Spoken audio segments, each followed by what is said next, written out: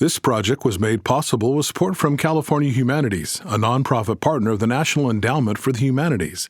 Visit calhum.org. From KVPR in Fresno. On this week's The Other California, the legacy of a family who left India 50 years ago and ended up creating a cultural oasis right here in the valley. If that doesn't show courage, I don't know what does. You can move into a different country, don't even know anything about it, is courage. And farming with nature in mind. I have a saying above my computer that reads, if you take care of the birds, you take care of most of the big problems in the world. It's all about working hard for the next generation as we head to the small rural town of Livingston in Merced County. I'm Alice Daniel, and this is El Otro California. I live California Chia. L'autre California. Nakatira ako sa kabilang California. Ви слухаєте інших каліфорнійців. I live in the other California.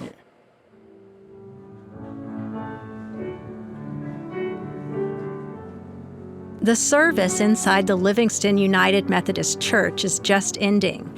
About 20 people are gathering up their things and loosely singing the last verse of the hymn, Pass It On. Some start to walk out of the chapel, and as I follow, one man welcomes me and quietly quips that the congregation is getting on in age. He's in his 70s, he says, and he's one of the youngest in the group. I laugh because I'm here to meet someone who's been alive for almost a century, a 97-year-old Japanese-American farmer who has attended this rural church set among almond orchards his entire life. But before I find Sherman Kishi, let me tell you why this church is unique. Its history begins with the Issei, first-generation Japanese immigrants who came to Livingston around 1907 to join an agricultural community called Yamato, or Japanese Colony. The farmers built their own packing shed and started a co-op. It later merged with another farmers' association to show unity after World War II. There was an understanding with the town that these newcomers would stick to farming and not compete with commercial businesses. The founder of Yamato Colony, Kyutaro Ibiko, was Christian, and the church was the community's anchor, the center of much social life. It still is, although the demographics have changed and the church we're in now isn't the original structure. After the service, I find Sherman sitting on a bench in the main hall eating his lunch. There are sandwiches and homemade cakes on a table nearby. You can tell he's loved here as people come by to say hello and check on him. So Sherman said his caregiver's coming to pick him up. I sit down and ask him about growing up here. We really stayed separate from the townspeople, and we didn't go to church together with them or anything, so... Sherman tells me he grew up just across the street from the church, in a house where his daughter now lives. When Sherman was a kid, his family farmed grapes. They had various varieties of grapes, and they used to market that into the Bay Area mostly. By 1940, about 70 Japanese families were farming more than 3,700 acres in Livingston. These days, the farmers here are a more diverse group, but some of the original families, like Sherman's, remain. The church itself is a mix of people whose family histories include places like Lebanon, India, and Europe. The minister's family is from Korea. Yeah, we have all kinds of people. Well, that's nice that we have all kinds of people now. Yeah. All kinds of people. It mirrors Livingston itself, a town of about 14,000 that celebrates its diversity with larger-than-life steel cutouts or sculptures in town of people representing various immigrant groups who have made contributions. Livingston, by the way, was named for a celebrity, Dr. David Livingston, a missionary and explorer known for his anti-slavery stance. Even as Yamato Colony was thriving in 1940, World War II changed everything. In 1942, the residents were sent away by the U.S. government to concentration camps. The church was actually the first place they gathered as they were rounded up, Sherman says. We were all taken in from this area right here because this was our main church at the time. And we went from here to the assembly center in Merced. The assembly center at the fairgrounds, built in 11 days, where thousands stayed for several months. After that, they were sent to a concentration camp called Amachi in Grenada, Colorado. Yeah, we had no choice whatsoever whether we wanted to go or not. And we were just taken out and sent to the camp that we went to. Sherman was 17. He remembers what the camp was like. All built of barracks, yeah. There were hundreds of barracks in there. I don't remember how many barracks there were, but there were a lot of them. But by the end of 1943, he was recruited to go to language school in Minnesota. He knew some Japanese, but not enough. And supposedly I learned the Japanese language there. Well, I knew a little bit, just enough to talk to my folks and things, but nothing at all sophisticated. After that, he was sent to the Philippines for a few months. It was Allied translators and interpreters section. But you know, it's interesting. I don't remember doing any translating or interpreting. He says his youth played in his favor during the war, that it was much harder on his parents, who were stuck in the camp for 3 years. My father was not well. He had, I guess they call it Bright disease, kidney problem. He required a special diet that Sherman's mother used to make for him, but not while he was in the camp. People ate whatever was served in the mess halls. Sherman says his father died shortly after he returned to Livingston. After the war, Sherman attended UC Berkeley, where he was a wildlife conservation major, and he married a woman he knew well. They grew up together in Yamato Colony. June died 2 years ago. How long were you married? 74 years. Yes, it was a long time we were together. Fortunately, the farm remained in the family after the war, as did most farms in Yamato Colony. A land manager had been hired to oversee many of the properties. Sherman says he grew almonds here for decades.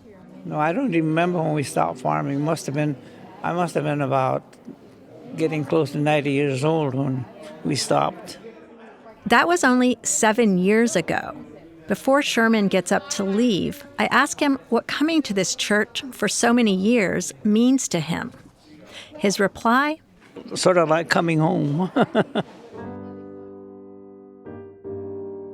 Coming home. The bonds in what was Yamato Colony still run deep here. Like Sherman, Jean Okui has been coming to this church for decades. She plays the piano here most Sundays, although on this day, her granddaughter sat in. Wait just a second. On another day, I catch up, or at least try to, with Jean at her farm, just down the road from the church. Jean walks really fast. Jean, you have to wait for me. She's moving through the rows of her almond orchard like, excuse my French, a bat out of hell. And I, meanwhile, keep getting entangled in branches that grab onto me. I know, right? Okay. I'm trying to keep my mic on her so I can record what she's saying, but my headphone cord is caught on a limb, and she's a couple yards ahead of me. Wait.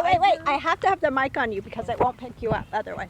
Jean moves fast, works fast, drives fast, and talks fast. She's almost 82 in years, but in spirit, she's young. We're walking from her 900-square-foot straw bale house through the orchard to a farmhouse where her daughter now lives with her family. It was built in 1920, and it's called the Okui Mansion in a book about Yamato Colony, a book that Sherman's niece wrote, by the way. Jean's husband, Paul, was born and raised here. And he and his 3 siblings all went to school here until World War II. when they, like Sherman's family, were forced to leave the farm and assemble at the Merced Fairgrounds before being transferred to the concentration camp in Colorado. Paul was 9 years old. And then they were put in a train. They had to keep the blinds down on the cars so they couldn't see where they were going. Jean is not Japanese, and she's not from Livingston originally. She and Paul met through music in Santa Barbara. There was a party going on. There was a splishing and a splash, reeling with the feeling, moving and a grooving, rocking and a rolling. They played and sang in a trio, whatever was popular on the radio. Splish Splash by Bobby Darin, or a polka for dancing. They were living in Montecito, California in 1980 when Paul's brother died. That's when they moved back to run the farm, Jean says. And I taught piano in the home there and went from that to driving a tractor. And I learned a lot about farming because I thought if I'm going to farm, I better know what to expect. Jean took a class in orchard and vineyard management, and she did the majority of the farming because Paul had Parkinson's disease. He felt very comfortable here. He knew all the people and all of the Japanese-American farmers around us. They said, we'll do anything to help you. And I remember one year we had our nuts all in a row be picked up, and they couldn't pick them up yet. And it rained, and we had to spread them all out. We had 5 tractors show up to help us. It's just amazing, you know. The farmers often work together like that. Paul died in 2001, and Jean ran the farm alone for several years before her daughter and son-in-law took over. Jean says she really took to farming, and she puts a lot of thought into being a good steward of the land. The farm runs on solar, and 14 years ago, she got a conservation easement so the farm can't be developed. Mugi-cha is a Japanese name for barley tea. Back inside her straw bale house, which she says stays cool even in the hot summers, Jean sets out 2 glasses of tea. It's popular in the summertime, she tells me, as she offers some lemon from her lemon tree. Thank you. You're good. Tie in the nature. She's laughing at her attempt to tie in the barley tea with the land around her, lemons from her tree. But it's a theme that deeply matters to her. We're all connected, as I think a lot of people don't think they're part of the system in nature, but we all are. And I have a saying above my computer that reads, if you take care of the birds, you take care of most of the big problems in the world. She also has a sign that says, Lord, slow me down. I've got a reputation of being, what do they call it, the something bunny. Energizer. Yeah, Energizer Bunny. That's it. I've got that as a nickname with several people because I just keep going. She's worked with all kinds of land preservation groups, Valley Land Alliance, American Farmland Trust, and on and on. And right now, she needs to head to a meeting in nearby Merced to talk about sustainable groundwater management. She shuts her door Before I leave this earth, and goes into a teachable moment about the cycle of life. I will get returned. I'll be hopefully made into compost or something. Dead things provide carbon and food, and that makes room for new life. I can't help but laugh, and maybe I shouldn't, but I tell her, I don't think you're going to die anytime soon. You never know. You never know, but I mean, not from old age. And then Jean gets in her car to head to her meeting in Merced. I follow her out the driveway in my own car, but I don't even try to keep up. She's left me in the dust.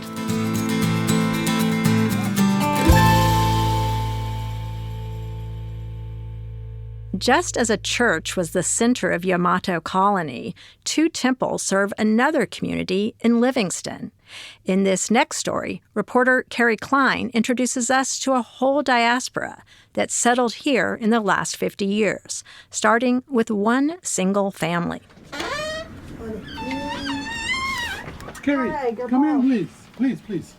Gurpal Samra is welcoming as he motions me into his living room, where we sit on cushy couches across from a luminous blue fish tank.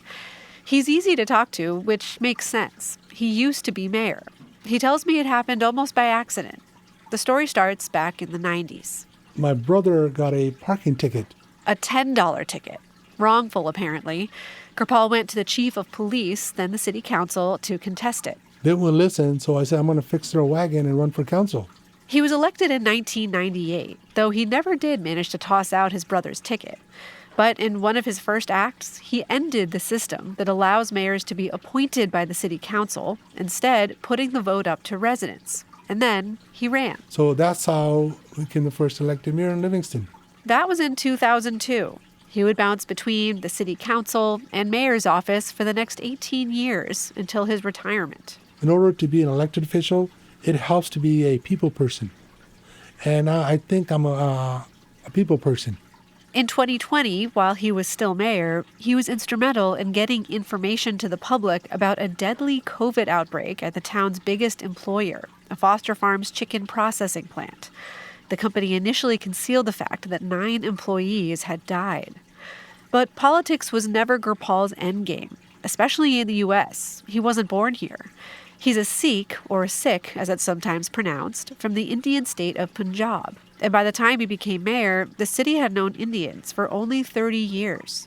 Here we are, immigrants from India moving to Livingston, and have the Livingstonians allow us, or especially me, the opportunity to serve them in an elected position. If that doesn't tell what the community is like, I'm not sure what else will. As a relative newcomer, his run in city politics might seem brave, but Gurpal will never admit that, because he feels he knows real bravery, and that was modeled to him by his parents. 50 years ago, they left behind everything they knew and moved here, to Livingston, where no one else looked like them. It was only 4 Indians here. My father, my mother, my brother, and myself. Gurpal was 9, his brother 7. If that doesn't show courage, I don't know what does. When you gotta move into a different country, don't even know anything about it, is courage. Gurpal's father died in February, but his mother, Harjeet Samra, lives with him. And the 87-year-old still remembers the move. She speaks mostly Punjabi, but Gurpal translates. She said when they came here, it was nice, but they were scared because there was nobody to talk to. In 1970, back in Punjab, Harjeet and her husband were farmers. The pay wasn't bad, but they wanted more opportunities for their sons. And word had gotten to them that an Indian family had made a home near Livingston and had found well-paying jobs at that chicken processing plant we mentioned, Foster Farms. So they crossed the ocean. And just 2 days after arriving, Harjeet and her husband found themselves on the assembly line, cutting and packaging chickens. Did I mention they were vegetarian? She said she did not like working in the beginning. First 3 days, she didn't eat at all. They processed chickens at night, and by day, they were farm workers picking peaches. Eventually, they bought a house, then a farm, then began renting houses as landlords. They prospered. And they told friends and family about Livingston, who made the move, then told other friends and family. Now, Gurpal estimates Punjabis make up nearly a fifth of the town. Thousands of farmers, farm workers, truckers, and business owners. They built 2 Sikh temples known as gurdwaras, and Harjeet got to watch as her 2 sons grew up, went to college, and became active members of their community. She wouldn't give anything up for what she has now. And now 2 more generations of Samras are thriving. Gurpal has 3 kids, all in their 20s, and a 1.5-year-old granddaughter they FaceTime with every night. Gurpal's youngest daughter, Harleen, is 21 and studying to be a psychologist. Unlike her parents and grandparents, she and her siblings never had to work the fields or process chickens. I don't think I could handle it, which is like kind of, I guess, embarrassing to say, but I feel like it's kind of like the sacrifice they made. They did that so that, you know, me and my siblings wouldn't have to. She's grateful for the opportunity to study Spanish, to work at a makeup store, to go to college. And she knows it's all because her grandparents took a leap into the abyss by coming here with no certainty about their future. I've lived such a different life that I can't even imagine that. There's one more story of courage here that I don't want to miss, and that is of Harleen's mother, Amarjeet Samra. Her marriage to Gurpal was arranged. It was 1994. He had been living here for decades, but she had only ever known India. She went to college there. Coming here was a giant leap for her, too. She was scared. And nervous too. Yeah, my family no here, nobody. I'm lonely. For 20 years, she was a stay-at-home mom before getting her own job at Foster Farms.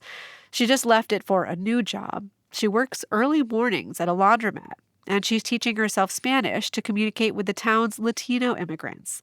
She actually nodded off while I was talking to Gurpal. You're talking, I'm sleeping here. I know. Amarjeet misses her family in India. She's only been back to visit once. But she's at home in Livingston, straddling the line between Western and Indian cultures. And she made sure her kids learned Punjabi and went to the Gurdwara. And she's so excited about having a granddaughter.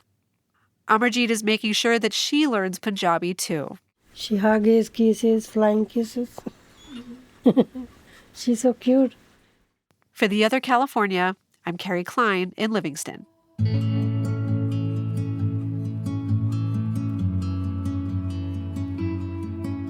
Getting a foothold in Livingston and passing something more onto your children, that's what motivated two families who immigrated here from the Azores, Portuguese islands, to become some of the largest sweet potato farmers in the nation. Sarith Hawk met up with the next generation of farmers, building on what their families started.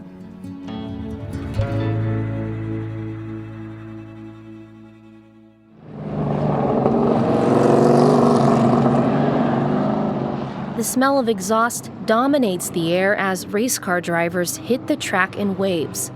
Dozens more are set up at their stations, pit crews on hand. They're all practicing for tomorrow's race day. I'm at the Madera Speedway on this Friday afternoon to meet Carlos Vieira. He's a sweet potato farmer from Livingston, but race car driving is his passion. Outside his racing trailer, he sits relaxed on a folding chair. He's waiting to suit up. This is his 15th year on the track. When I first started, I thought, okay, well, stay on the gas pedal as much as you can around the corner, and that's the fastest way around the track. But you learn quickly that it's such a finesse when it comes to racing. Carlos has always lived a fast life, sometimes to his detriment. He actually got into racing as a way to refocus after struggling for years with a drug addiction. I was in sweet potatoes. That's all I did. I thought I was going to be in sweet potatoes all my life, and that's all I was ever going to do. And I think that's kind of one of the reasons that maybe I struggled with staying away from drugs. But being a sweet potato farmer also grounded him. Carlos is one of 3 kids born to Portuguese parents, his dad originally from the Azores. Manuel Vieira moved to the U.S. to work for his uncle, Antonio Vieira Thomas, who operated a small sweet potato farm called A.V. Thomas in Merced County. In 1977, Carlos's father bought the farm from his uncle, and Carlos helped his dad all through high school. We slowly started building the company to the point now where the largest grower, packer, and seller of sweet potatoes in the country. Carlos runs A.V. Thomas now. The company has given him a lot of opportunities, including car racing, which he says saved his life and gave him purpose. I'm still very passionate about what I do, but I needed to do more besides growing, packing, and selling sweet potatoes. So racing was a great outlet for my energy. And it was through his racing that he started helping others. Shortly after his first race at the Madera Speedway, Carlos says he was approached to take part in a drive to raise money for Valley Children's Hospital. So he started a nonprofit, the Carlos Vieira Foundation. Today, the foundation raises money for autism, mental health, and after-school boxing programs, as well as a series of scholarships.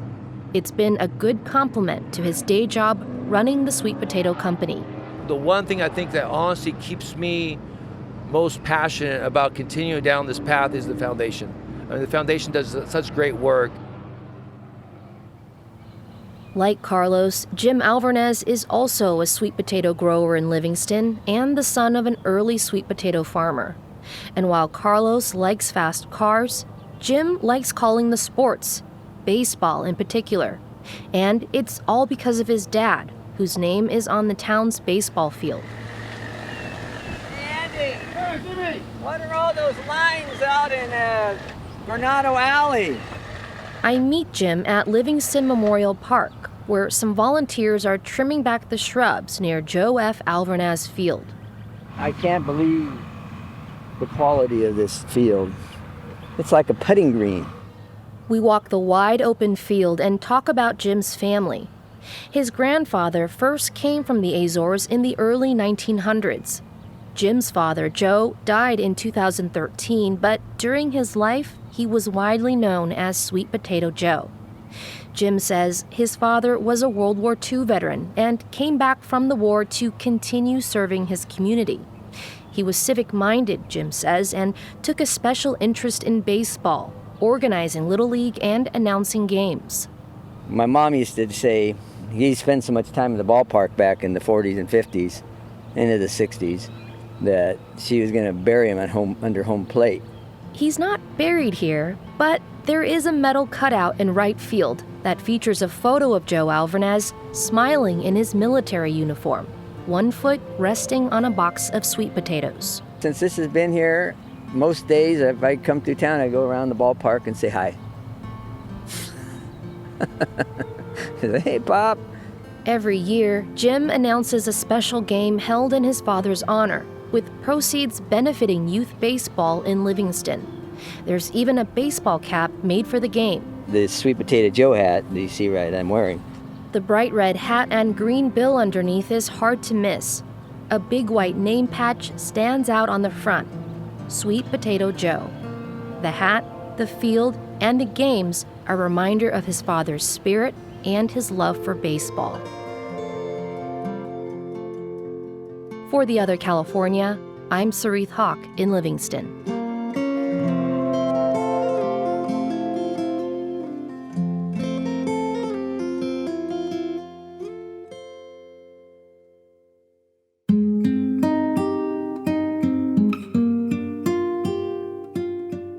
And that's The Other California. Next week, we return to where we started, a botanical garden in the small rural town of Woodlake, for the final episode. This episode was produced by me, Alice Daniel, mixing and sound design by Rob Spate, audio assistance by Michael Sabaton, with editorial help from Polly Stryker, web support from Alex Burke, technical support from Don Weaver. Joe Moore is our president and general manager. Special thanks to the KVPR news team, Madi Bolaños, Sarith Hawk, Carrie Klein, and Kathleen Schock, and musician Omar Nare. You've been listening to The Other California.